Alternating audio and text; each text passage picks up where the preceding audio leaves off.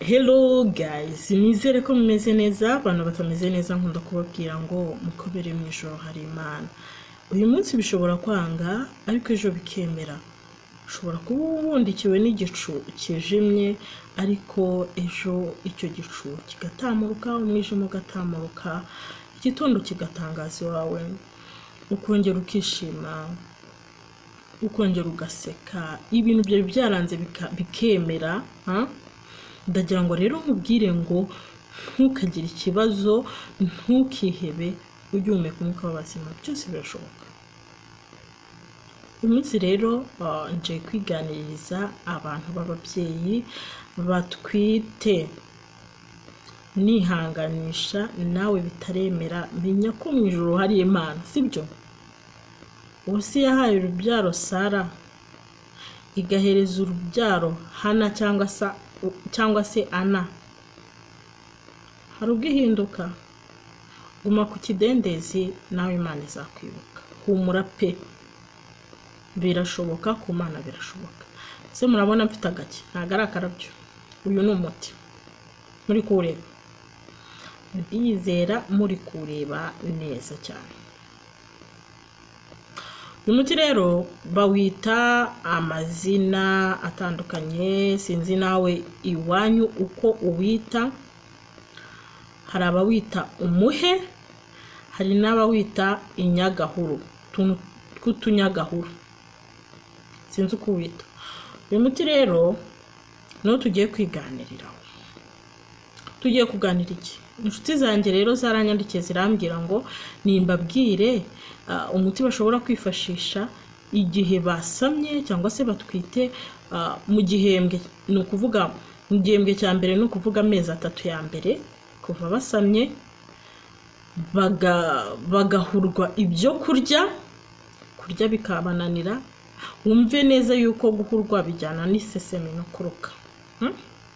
Ugasanga umuntu ararembye, araryamye kubera afite kuruka nabyo ubwabyo bica intege, afite isesemi.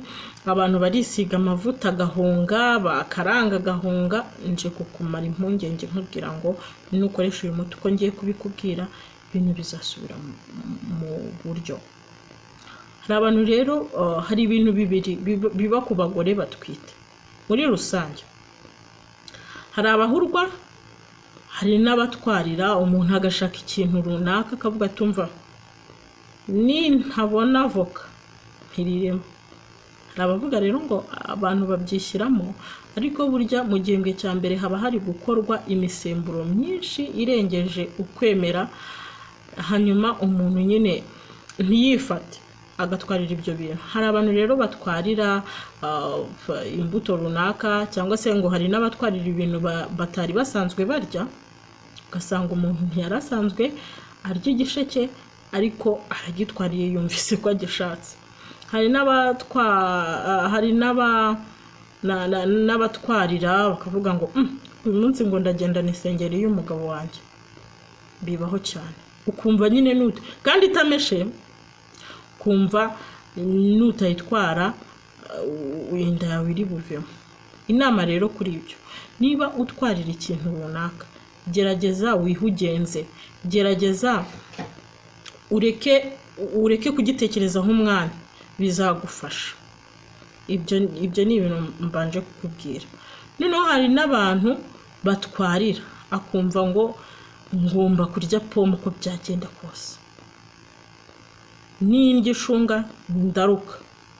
Ibi bintu nabyo ntago biba byiza. Cyangwa se ugasanga ibishyimbo bivuyeho, ariko buriya umubiri uhurwa ibyo udakeneye, niko biba bimeze. Noneho bya bindi ushaka ahubwo nibyo umubiri wawe uba ukeneye, niko biba bimeze. Niyo mpamvu rero nanjye naje kubarangira umuti uzatuma nimba wiriraga ibyo bijumba, nimba ari uwo mwumba tukawuvaho umushaka amafiriti, cyane ko ifiriti ari ikizira ku mugore utwite. Nushaka kuba warayitwariye, ariko burya nimbi. Abahanga bavuga yuko bihwanye no guhereza umwana wawe itabi. Ibaze rero uwo muziranenge uri guhereza itabi akiri mu nda. Ntabwo ari byiza kurya ifiriti pe ku muntu utwite. hanyuma rero utu tuntu nabazaniye cyangwa se uyu muti nabazaniye witwa inyagahuru cyangwa umuhe. Murabizi ko umuhe munini habaho umuhe muto n'umuhe munini. Murabizi ko n'abantu batunze inka, iyo inka zajeho igihu, zajeho ishaza nyine mu jisho ry'inka cyangwa se mu maso y'inka, ibi bintu ukabivuguta, uyu muti ukawuvuguta ugashyira mu jisho ry'inka. Mwari muzi ko ari amashaza aza ku maso y'inka bihita bikira? Ubwo rero nkaba mbaye na veterineri. Twikomereze twivure rero n'abantu. Wowe niba warahuzwe kurya, ugahurwa ibiryo nturye, ugasanga uratwite ku mezi ya mbere, urasa n'akavumbura amashyiga, nta turaso ntaki, kubera kutarya, kubera kuruka bikakuzonga, ukumva ntiwagera mu gikoni, uyu muti uje ari rurangiza. Uti rero uzakoresha gute? Niba wumva warahuzwe, tuvuge wenda umuceri, fata utu twatsi. Mu bantu baba mu mujyi nta mikino, muzadutume no mu byaro, sibyo? Badushyire kuri ibintu ntabwo byoroshye, muzantume. Hanyuma rero utu twatsi nurangiza udufate. Umaje kudufata utuvugute cyane, cyangwa utubranding, cyangwa udusekure. Icyo nshaka nuko uza kubonamo utuzi tutavangiye. Urabanza utwoze n'amazi atetse meza, noneho uturonge neza, hanyuma uze kudukamurira muki mu byo kurya. Nimba ari umuceri n'ibishyimbo utarukirya, ukamurire hejuru urye, urahita ugira peti itavuga. Ku biryo byose wumva udashaka, ugakamuriraho, ukagira gute, ukarya. Ibi bizagufasha kugira peti, no kubera ko none uba utari no kwigaburira wenyine, ahubwo uba none uri kugaburira undi wa kabiri uri muri wowe. Ni byiza kugira peti, kandi ngo umwana apfa mwiterura, buriya apfa anagisama. Ukagira imbaraga, ukirira, ukagira umwana, ukazabyara umwana ubyibushye, umwana ufite ireme, umwana utazajya muri kuveze wariye, kandi mukibanda kunywa amazi n'imbuto ku bantu batwite. Ibyo ni ibintu bisanzwe, n'imboga. Ni ibintu bisanzwe n'abaganga ku ma centre de santé, ku mavuriro mukoresha yose. Ndatekereza yuko baba bababwira ngo biyiteho. Hari abantu rero usanga batwariye amatafari, ibitaka, mu mubiri wabo baba babura umunyu, cyangwa se baba bari kubura ikintu mu mubiri wabo, imyunyungugu.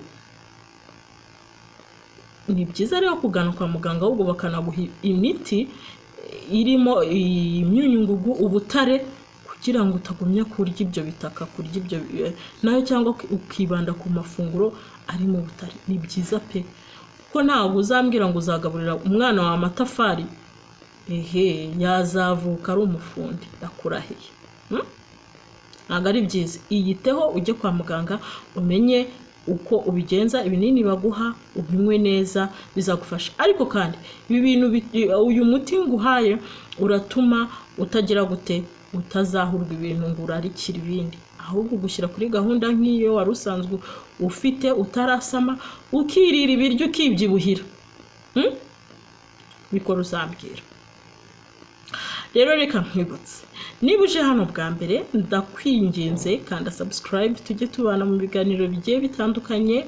Kandi ikindi inshuti zanjye, ni ukuri niba bikunyuze ujye ubikora, niriwe nanabikubwira, unakore like. Ko like mbona mutazima, ntago mwabikunze. Comment, ushyiremo comment, umbaze ikindi kintu tuzaganiraho ubutaha.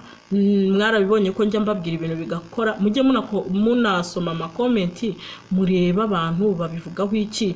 Unsure kuri TikTok, urebe ubuhamya butangwa. Ni nawo nkurikirwa n'abantu benshi cyane. Urebe ubuhamya abantu batanga ko bakize. Nawe rero wakira indwara zigiye zitandukanye. Muri comment ukandikamo ibintu runaka ushaka ko tuzavugaho. Ndahari ku bwanyu. Urakoze wowe ugiye kubikora. Ndagukunda, Imana ikandusha.